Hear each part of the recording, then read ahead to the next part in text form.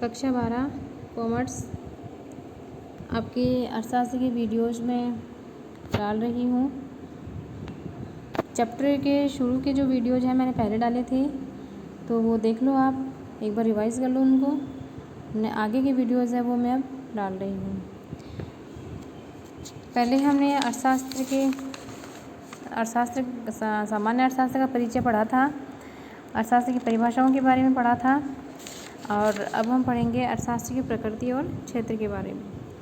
तो साधारण शब्दों में अर्थशास्त्र की प्रकृति से मतलब है कि अर्थशास्त्र की कितने पार्ट्स हैं। अर्थशास्त्र के 2 पार्ट्स हैं, एक व्यष्टि अर्थशास्त्र और एक है समष्टि अर्थशास्त्र। तो व्यष्टि अर्थशास्त्र के अंतर्गत व्यक्तिगत इकाइयों का अध्ययन किया जाता है और समष्टि अर्थशास्त्र के अंतर्गत समग्र यानी कि सामूहिक इकाई व्यक्तिगत इकाइयों के समूहों का अध्ययन किया जाता है। थोड़ा सा पढ़ लेते हैं इसको। बुक के पेज नंबर 2 पे है ये। अर्थशास्त्र की प्रकृति और क्षेत्र के बारे में अर्थशास्त्रियों के विचारों में बहुत कम समानता पाई जाती है। जॉन नेविले किन्स ने अर्थशास्त्र की प्रकृति और क्षेत्र का विस्तारपूर्वक उल्लेख किया है। जॉन नेविले किन्स ने अर्थशास्त्र के विषय वस्तु में अर्थशास्त्र की प्रकृति, अन्य विषयों से उसका संबंध और आर्थिक नियमों की कमियों का समावेश किया है। आजकल अर्थशास्त्र की विषय वस्तु के अंतर्गत व्यक्तिगत इकाई जैसे एक उपभोक्ता, एक उत्पादक और एक फर्म का अध्ययन व्यष्टि अर्थशास्त्र के अंतर्गत करते हैं।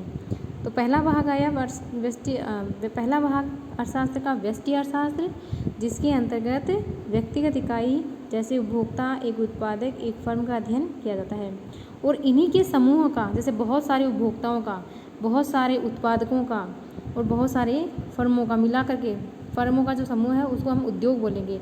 तो उद्योगों का अध्ययन जिस अर्थशास्त्र के अंतर्गत किया जाता है या अर्थशास्त्र की जिस इकाई के तहत किया जाता है उसे हम समष्टि अर्थशास्त्र कहते हैं।